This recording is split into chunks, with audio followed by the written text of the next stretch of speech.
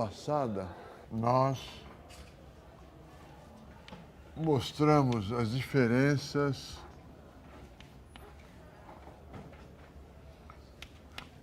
entre o ponto de vista, vamos dizer, entre clássicos e keynesianos, na questão do dinheiro. Eu falei, a moeda para os clássicos provavelmente é apenas um instrumento de troca.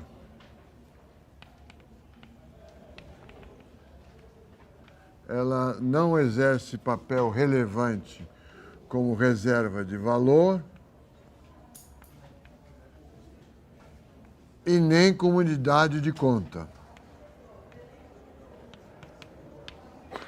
Ela não é importante como unidade de conta para os clássicos, porque supõe-se que os preços sejam flexíveis.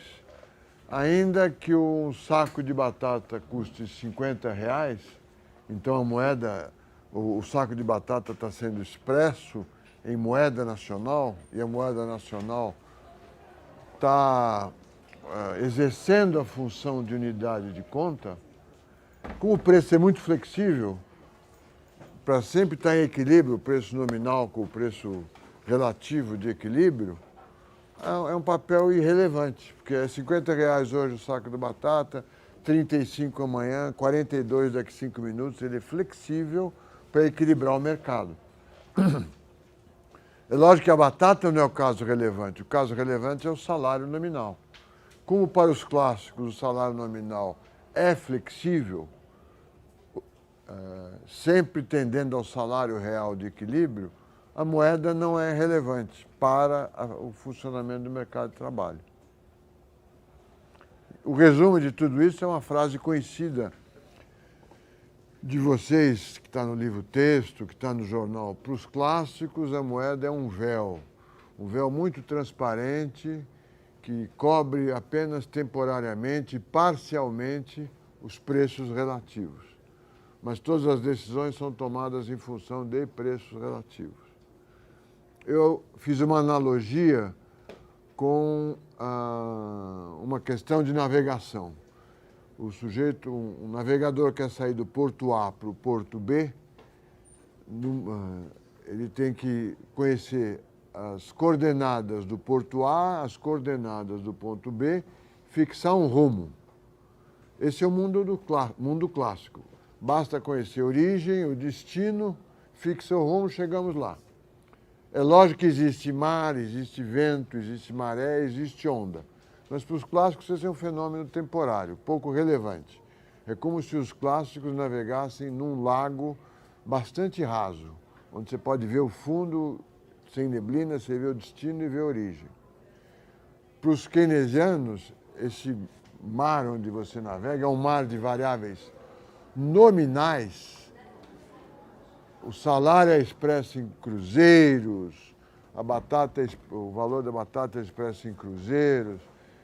Esse mar de variáveis nominais é muito importante. Ele é revolto, tormentoso, cheio de ventos, de tempestades e pode alterar profundamente as variáveis reais, ou seja, o destino que você procura e a origem de onde você veio. A moeda é relevante. Porque o jogo econômico é praticado com dinheiro, não é praticado com preços relativos. A reação dos clássicos seria, mas isso é no curto prazo, logo aprende, e dos monetaristas também.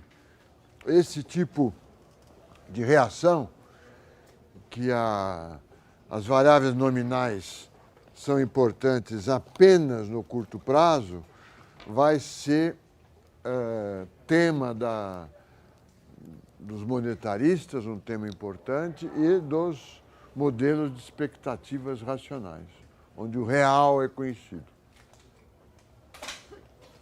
Mas a essência da diferença entre clássicos e keynesianos, uma das essências, tem mais, é que no modelo clássico a moeda, em princípio, não tem nada a fazer. Não joga um papel relevante. Todos os agentes estão olhando para as variáveis reais, para os preços relativos. Nós continuamos essa questão hoje. Nós falamos na moeda como reserva de valor, vendo o artigo do Tobin, discutindo o crowding out, se ocorria ou não, que taxa de juros é aquela taxa de juros que a gente põe no modelo ISLM. Argumentamos que aquela taxa de juros é a taxa de juros dos ativos substitutos do capital. Quer dizer, o capital e seus substitutos, é a taxa de juros obtida em rendimentos reais e obtida com títulos da dívida pública.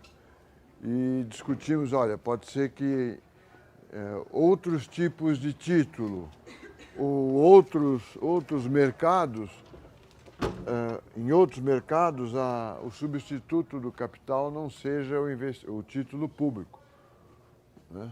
Porque o título público pode não ter as características semelhantes às características do capital.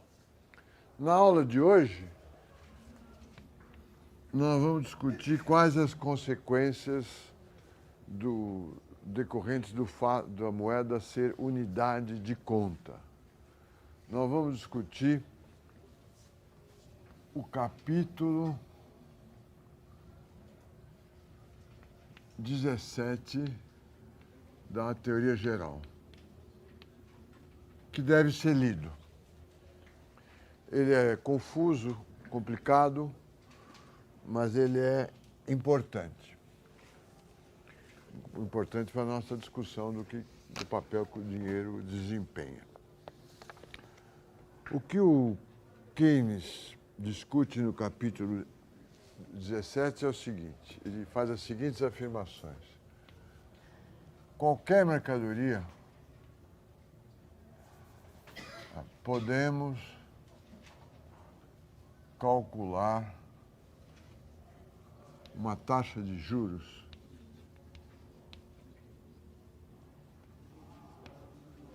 que de mais tarde vai ser chamada taxa de juros própria,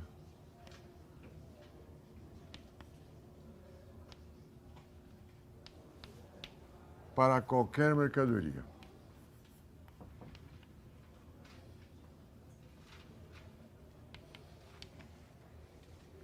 E nós vamos mostrar como é que se faz isso. É o item 2.1. Entretanto, as comparações para tomar uma decisão de investimento, a decisão de aplicações, em vez de falar investimento,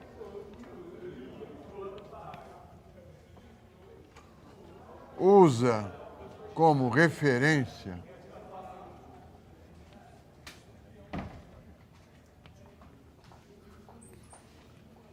a taxa de juros monetária.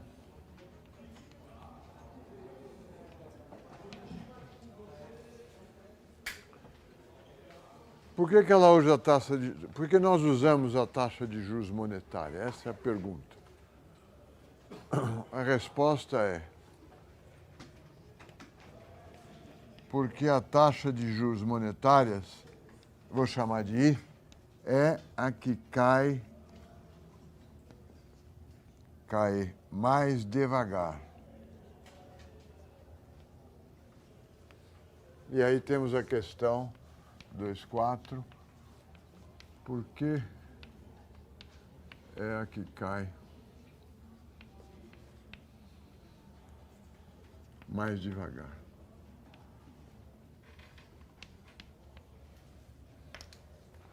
Então a aula vai ser isso.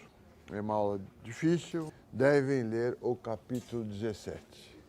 Eu vou demonstrar que a gente pode calcular, seguindo o capítulo 17, uma taxa de juros para qualquer mercadoria. Se existe uma taxa de juros no mercado para todas as mercadorias, por que eu uso a taxa de juros monetária? Ou seja, aquela taxa de juros que eu obtenho aplicando dinheiro num ativo financeiro ou que eu deixo de ganhar por não aplicar num ativo financeiro. Por que nós escolhemos essa? A resposta é porque ela é a que cai mais devagar, então ela serve de parâmetro para as outras. E aí aparece outra pergunta, por que ela cai devagar? Tá certo? A resposta eu posso antecipar. A resposta que o Keynes dá no capítulo 17 é meio sem graça. Ele afirma que ela cai devagar porque a oferta de dinheiro é inelástica. A oferta de dinheiro é assim, se houver muito inclinada com relação à taxa de juros, não adianta haver demanda por mais moeda ou haver mais retenção de moeda que ela não cai. Apesar de ele falar isso, ele fala também que a moeda é moeda porque o salário nominal é rígido quando expresso em moeda. Para os clássicos, a rigidez do salário nominal era um problema para o funcionamento da economia, da macroeconomia. Porque os clássicos não prestam atenção ao dinheiro, nos clássicos lá de trás. Para o Keynes, a condição necessária para existir dinheiro é que o salário nominal seja rígido. Ou seja, o real será a moeda nacional? Quando você perguntar para um trabalhador, quanto você ganha? Ele fala, eu ganho R$545 por mês. Se ele responder, eu ganho 545, mas é reajustado todo mês, eu uso o IGP, já não é bem, o real já não é a moeda nacional.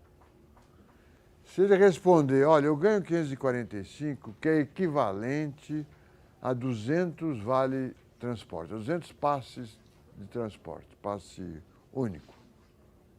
Aí a moeda nacional não é mais o real.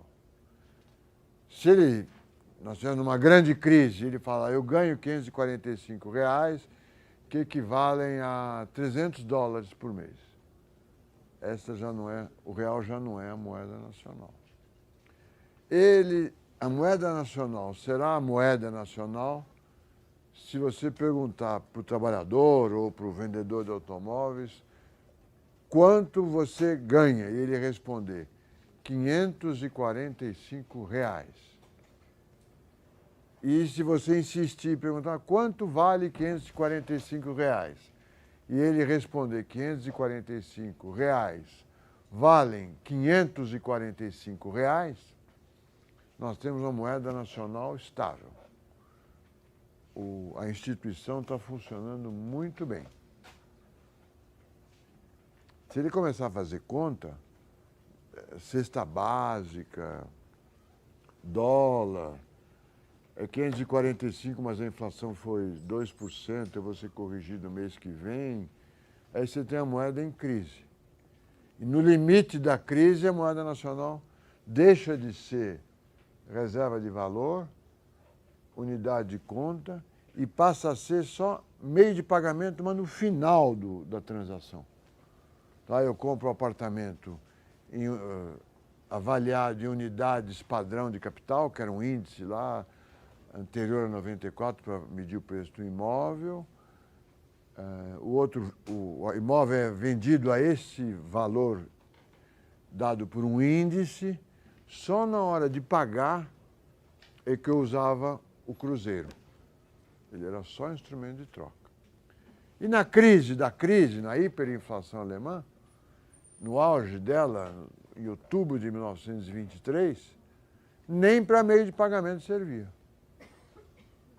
Havia gente indo para fazer compras, se levavam carrinhos de dinheiro, cheios de dinheiro, e chega um momento que, mesmo com o carrinho cheio de dinheiro, o dono da mercadoria não troca a mercadoria por dinheiro. Nós vamos estudar. É o auge da crise da moeda. Né?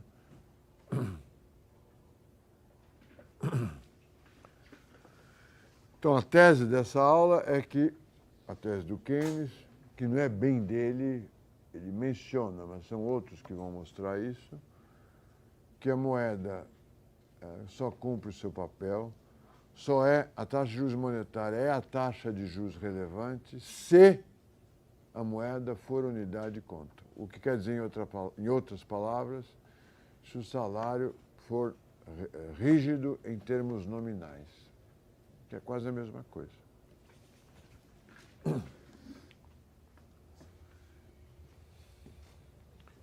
Então vamos mostrar, usando o capítulo 17, as taxas de juros que se pode calcular para qualquer mercadoria. Taxas de juros próprias.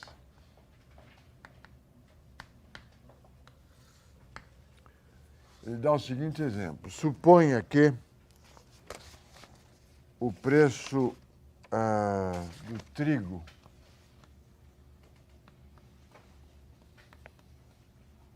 no mercado spot quer dizer para pronta entrega, naquele local. Spot é um local, né? Tem o preço spot do petróleo, o preço spot do trigo. Você liga para uma bolsa de mercadorias, qual o preço do trigo para entrega imediata? Tem lá uma cotação. Tem o preço spot da energia elétrica. No Sistema Nacional de Transações com Energia Elétrica, tem um preço para entrega imediata. Existem preços para entrega imediata de café, de soja, do que você quiser. Basicamente de commodities, porque não pode haver muita diferenciação entre os produtos considerados. Qual o preço spot de uma casa localizada na Rua Itabaquara 210? Aí não está havendo transações. E é diferente da Rua Itabaquara 223 ou da Avenida Angélica 315. O petróleo, qual o preço do petróleo? A referência do preço spot é o preço de um tipo de petróleo, que eu esqueci o nome agora, que é um tipo. E a partir desse tipo se faz o preço dos outros tipos de petróleo. São vários, mas são todos homogêneos.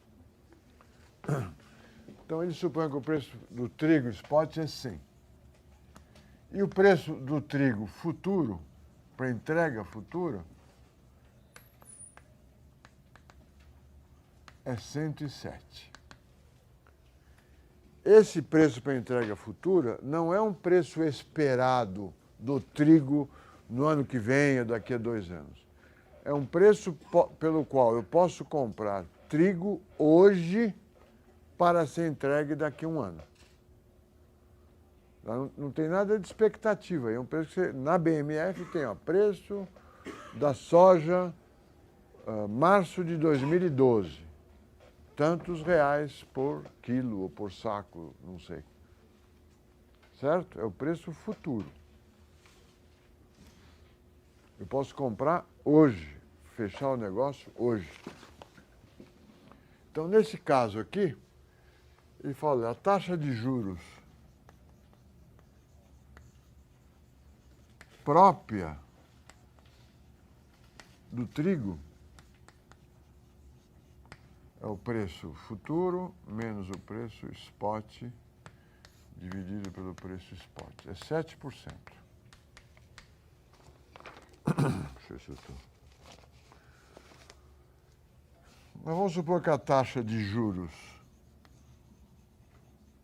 monetária seja 5%.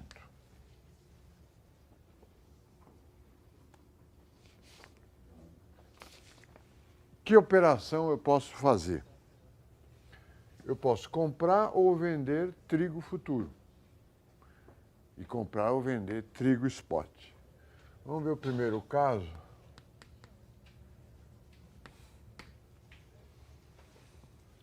Que é vender trigo futuro e comprar trigo spot.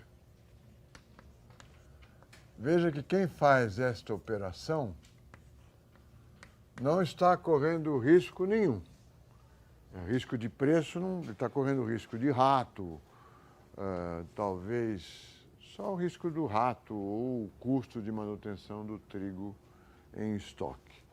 mas ele vende trigo para março de 2013, compra em março de 2012, ele tem o trigo para entregar no futuro, tá certo? Então, se o preço variar, não tem problema nenhum.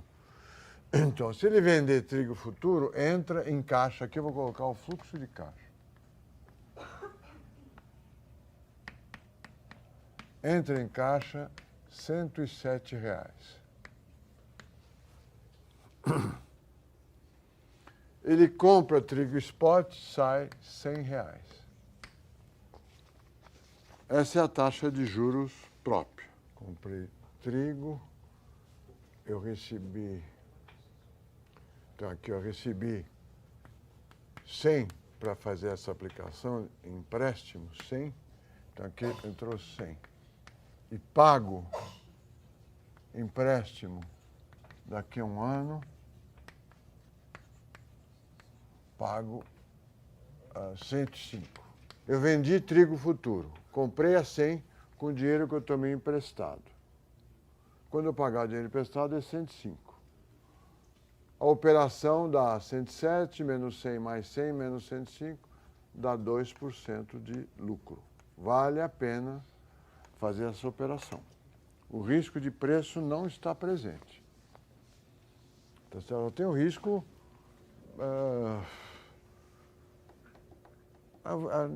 só tem o risco de preço. Vender trigo futuro, o cara te paga imediatamente. Ele que corre o risco de você não entregar o trigo para ele. Então, vale a pena vender trigo futuro. Não vale a pena comprar trigo no futuro. Porque se comprar trigo no futuro, o que acontece? Eu posso fazer aqui deste lado.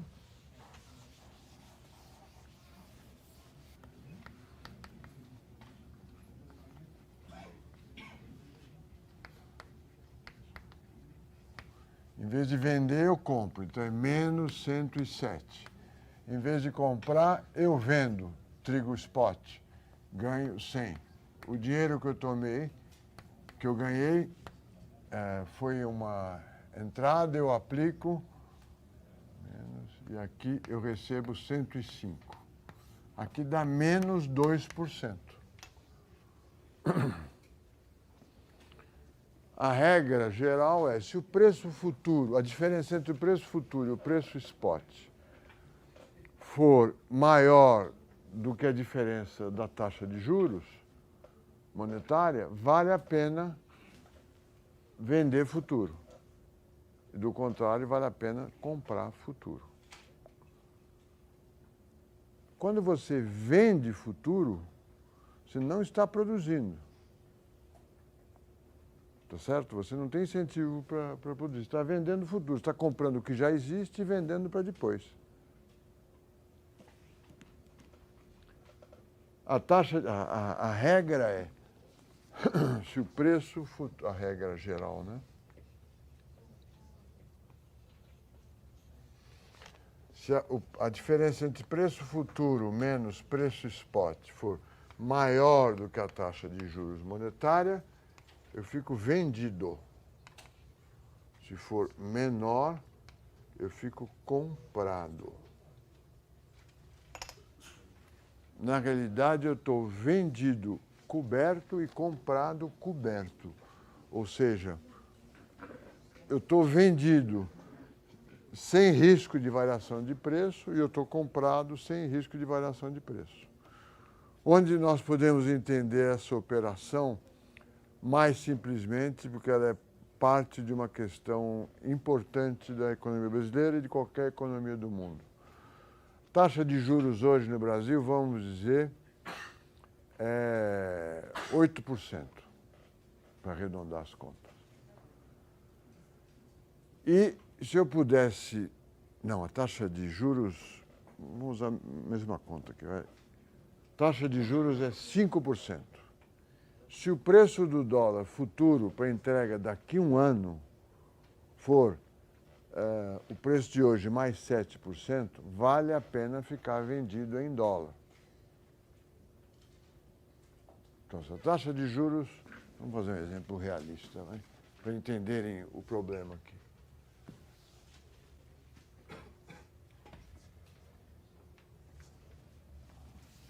terceiro caso.